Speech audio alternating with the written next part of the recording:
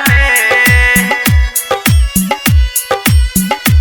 उहे छोड़ के जाता होलिया में।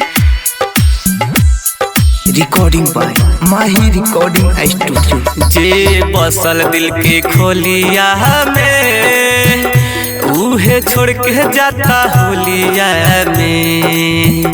जे बसल दिल के खोलिया में, उहे छोड़ के जाता होलिया में। उनका बिना हम कैसे जिया,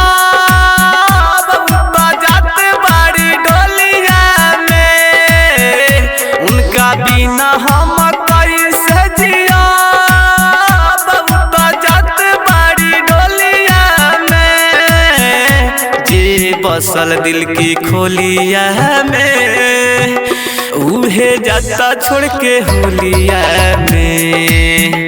जे बसल दिल की खोलिया में, जे बसल दिल की खोलिया में,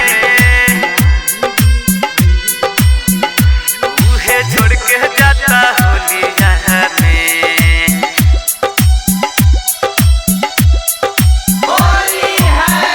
भइल दुनिया बेदर्दी दूर हो तारी जान, काहे ऐसन विधि बनल भगवान। हे भगवान,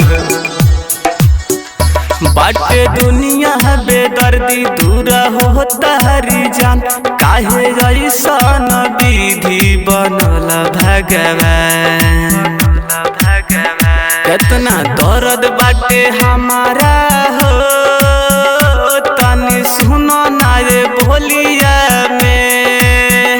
कितना दर्द बाटे हमारा हो, तनी सुनो ना ये बोलिया में। जे बसे दिल के खोलिया में, उहे छोड़ के जाता होलिया में।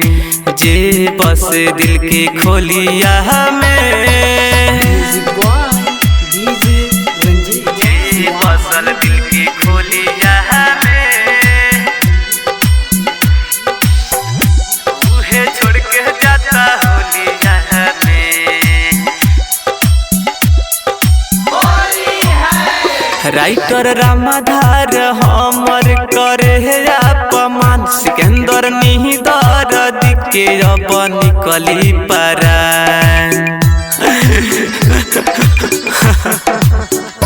राइटर अल्ताफ जिया करे अपमान, सिकंदर निहिदर दिखे अब निकली परान।